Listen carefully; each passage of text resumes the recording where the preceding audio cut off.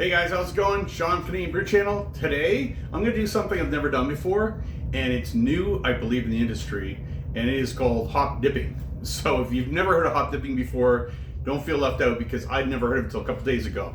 So I was watching a BrewTube channel that I watch quite often called Chop and Brew. Chris Walton was on there, and he had a couple guys on there that are from a brewery that thought, hey, let's try this out. Let's try something different. So hop dipping, I'm going to get into it and show you what I'm going to try and do to mimic what they do. They're in a commercial brewery. I'm not. I'm in a home brewery. That's okay. I'm still going to try it.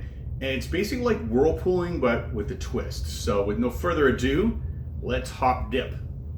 Hop dip, dip hop, hop dipping. Cheers. Okay, so I've been mashing almost an hour now. Here we are here. I'm about ready to do a whirl off, and then I'm going to start to do a fly sparge. I've mashed at about 152 because I'm looking for just that average temperature in this beer. I'm doing a 22 pounds of grain for 10 gallons, and it's going to be, how much did I put in? I'm trying to remember off the top of my head. It was 14 pounds of pale ale malt, and it was 8 pounds of two-row. I'm using Cascade and I'm using Centennial because I've decided it's time to go back in time, and I think those are great hops. So I'm going to use, I believe it's 8 ounces of Centennial in the boil for 45 minutes, and I'm going to dip hop with 12 ounces of Cascade, and that's where I'm about to start to boil, and then I'll show you when I'm going to dip hop. Cheers.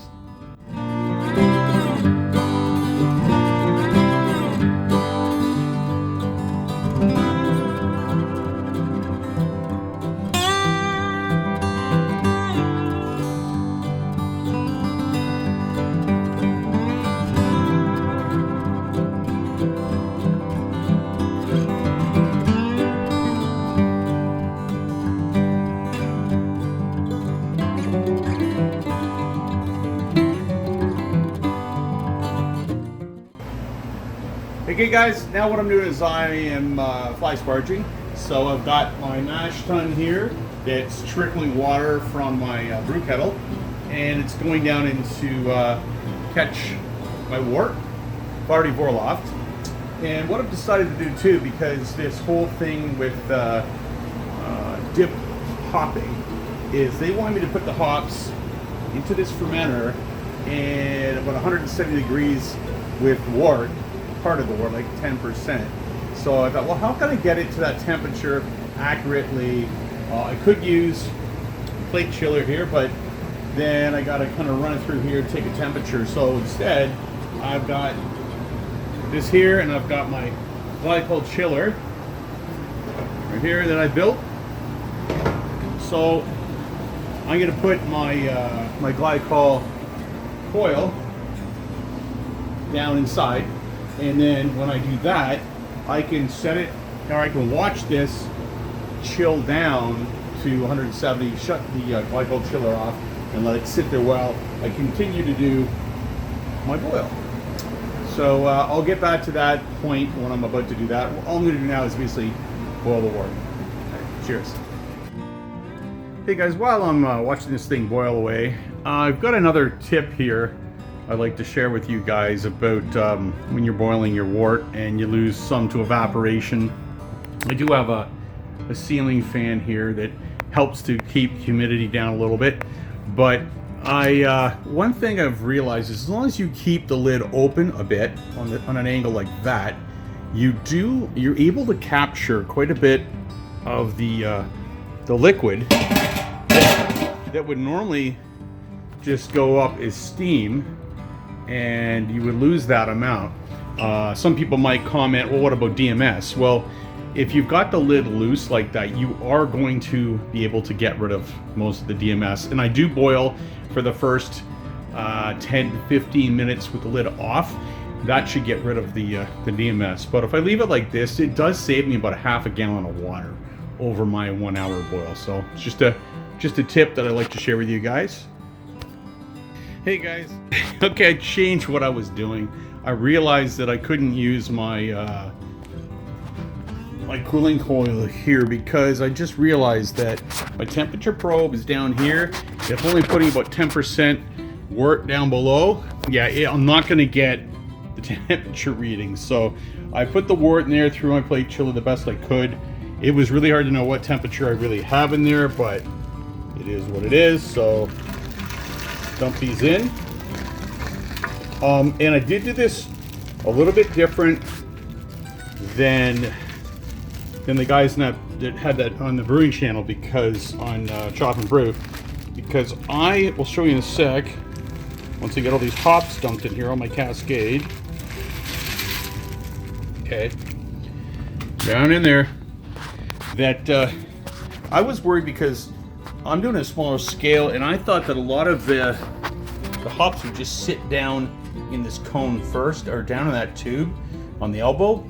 And so I put the wort in first, and then I've dumped that back on top there, and I'm hoping that I get a similar test to what they did. But now what I'm doing is I'm going to start heating this up again. I did it after 30 minutes, and I've already put my 5 ounces of Centennial in here that's going to boil for, I think, a total of 50 minutes in the 60-minute boil. And this, I just dumped 12 ounces into this. It's going to be a 10-gallon batch into the cascade in here for the dip hop. Okay guys, I'm done my boil here, and what I now do to drop the wort down in temperature is, this is a claw hammer supply system, and I built a little tube here to help do a whirlpool. I just stirred it now just to help make like what's called a cone in the middle, where all the trub drops into the bottom and keeps it from getting down into the fermenter. And so what I do is I turn on my pump. I got my lines open here, and I turn it on here, and not only is this going to create more of a Venturi, not a Venturi, I guess a Venturi, but a whirlpool. It's also got my plate chiller running right here. Got cold water going through, and that's going to start to drop the temperature, and you'll see on here it will start to drop.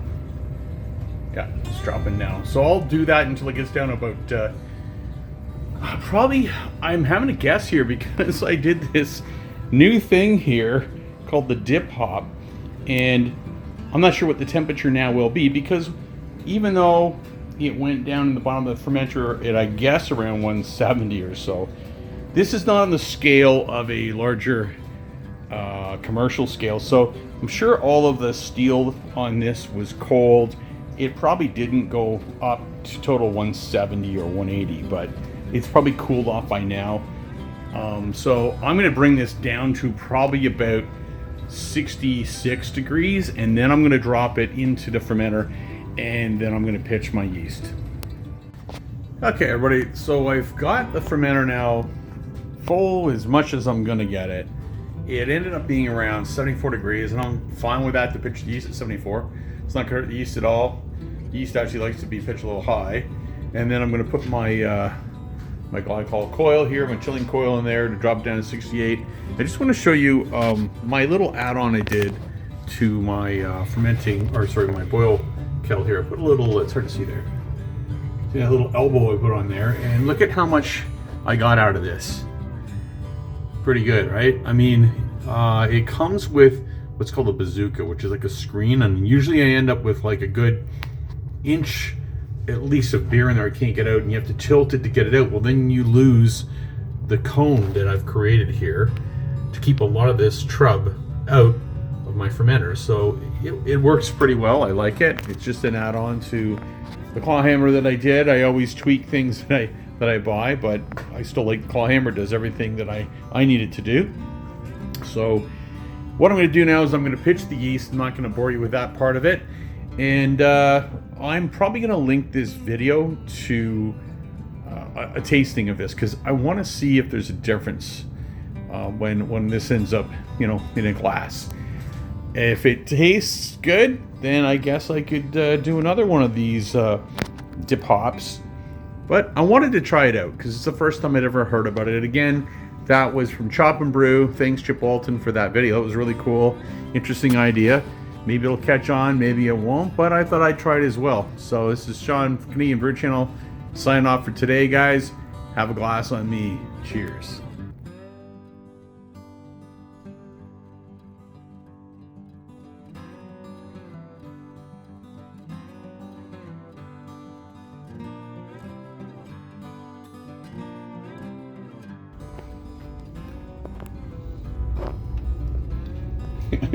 I was wondering why this wasn't flowing anymore, and this is like the second attempt. Like, it's plug solid. This thing worked pretty freaking good.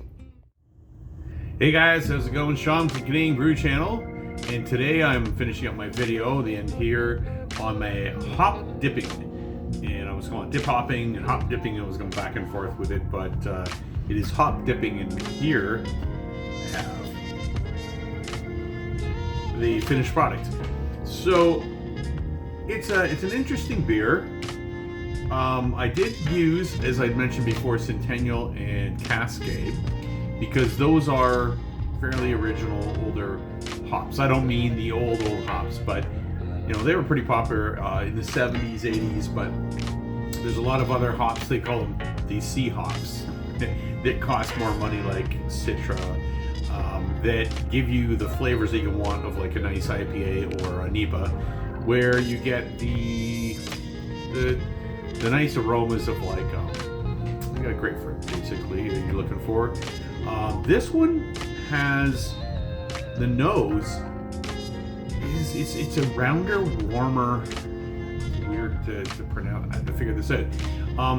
You ever had like Welch's grape juice? And I mean like not from concentrate, the real grape juice, the dark purple or dark whatever grape. It's like dark purple, and it has that taste and that smell, that sweetness. It's like that. It's almost melony, but it's that's what it reminds me of when I drink it and taste it. It's got this grape kind of taste and smell. It's good. It tastes really good, and the beer it turned out really well. Love the color on it. Head retention's pretty good on it, and this dip hopping thing that I did, would I do it again? Maybe, I don't know.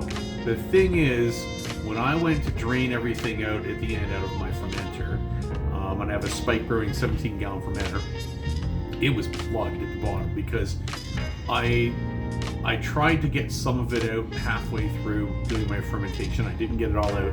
I had a problem with dropping the cone too quickly, and then it broke through the middle of the cone. So basically I was getting just beer coming out, so I stopped.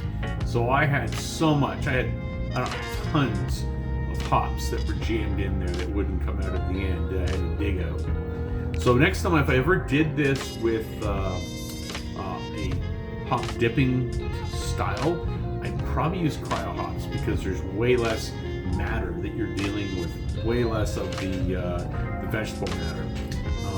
Other than that, the beer turned out pretty well. It ended up at about 6.5%, and it was pretty straightforward brew. It did 10 gallons. If I recall, it was 14 pounds of pale malt and 8 pounds of two-row. And I used SO4, which I like. It's pretty clean. When I say clean, it settles really well. I got a nice haze out of this. I've used USO 5 before for a lot of beers, but I find it tends to be like a monster. It'll strip a lot of stuff away. Great for a clean, crisp beer, but I wanted a little bit of body behind it as well. I did I think it was 151 was what the temperature was of the mash. So now you're kind of right in that middle range. You're looking for 150, 152. So you're not going to get a full heavy body, and you're also not going to get a crisp, clean flavor. I always use RO, and I did use gypsum and also calcium chloride, a 2-to-1, 2 gypsum to 1 calcium chloride, which gives you a crisper flavor and palate, and this does.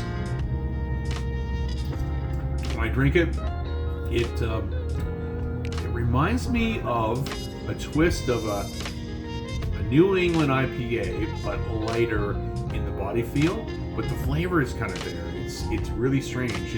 I've made beers that are too light, and you drink them, they're easy to drink, but they just don't do anything for you. And this one, when I drink it, the palate, it pulls down to the back of your throat. And the Centennial that I used for the bittering, I did it for 45 minutes on boil, and it's there. There's enough there that you can taste that bitterness. It's not overpowering. It's not screwing you up when you drink it, but it's enough there that it balances out with that more sweetness flavor you get. And I don't know if that comes from this hop dipping. There's no vegetable after flavor that you can get when hops sit too long in your fermenter. But I'm lucky because behind me I've got my, you can't see it's down the corner there, my fermenter. I also hooked up with my glycol chiller. So when I do a fermentation, I've got it exactly 68 degrees. And I kept it at, I think it was 8 days total to create the beer. I think it was first 2 days, I kept it at 68 degrees. Then the next 2 days, I brought it up to 72 degrees. And I'd added, obviously the dip hops, or the hop dipping happened at the very beginning. I added secondary hops of Cascade once I crashed it, or maybe you can call it crashing, down to 50 degrees. I held it at 50 degrees for 2 days when I put the hops in, and that's to keep anything from having like a hop creep, because you can have issues if your fermentation is still constantly active, and then you get like this pizza, I call it a pizza flavor, pizza smell that you get. Some people call it dirty socks, some people call it cheese, and it happens because the yeast reacts with things that are in the hops to basically bring them back to being active again. And you don't get that full fermentation going through. So 50 degrees, I did another 2 or 3 days, I think it was 3 days, with Cascade in there. And then once I did that, I tried to drop my cone. That didn't work so well, made a bit of a mess. And then I dropped it down to 35 degrees for another 2 days. I did this all under pressure, by the way, fermentation of 15 psi was in my blow off. So I kept it 15 psi, and then I used a filter that I show in there that I bought from Amazon for 20 bucks, and I bought a couple of tri-clamp fittings that I screwed in there, and it took out all of the extra hops that I didn't want to be stuck in my casks, my kegs, because then it gets stuck in everything else in the fittings, because I did do a closed transfer of this beer, and there was no hops that got in there at all. It was awesome. So that worked out really well. The beer filter that I created, which is supposed to be like a water filter, I think it's a micron of 400, I believe. It worked really well. The only thing is when I bought it on Amazon, it looked bigger than it was. It's pretty small, but it worked fine for 10 gallons of a highly hopped or dry hopped beer. It worked really well. It's a great beer. I really like it. Again, this hop dipping, keep calling it dip hopping, hop dipping, I don't know if I do it again. Part of the problem that I had was because I have a smaller vessel than you would have in a commercial brewery. When I poured the wort in, what I should have done is I should have poured it in first, just poured it in hot, and then threw in my hops, but I didn't do that. I cooled it down a little bit and then threw it in, but I think because of the temperature that it dropped because of the steel and everything you're heating up at the bottom of your fermenter, it probably dropped way below 175. It probably dropped down to about 110, 120, so you don't get that full utilization of the flavors of the hops. So next time, I probably won't try it. I just wanted to try it out because I saw it on Chop and Brew. Chip, Walton, thanks for doing that video on that. It's very interesting. Next time I'm just going to do a Whirlpool again. It's a lot easier, a lot less mess, and I will go and try cryo hopping more often because it's just less stuff getting stuck in your fermenter. Guys, any questions on this, let me know. Thanks for subscribing. If you haven't, please subscribe, click the bell, then you know when the next video comes out, because guess what? COVID-19 is coming to an end, man. Sick of it. Year 19, it's 2021 now. Let's get over this stuff and have a beer. Cheers, guys. Enjoy.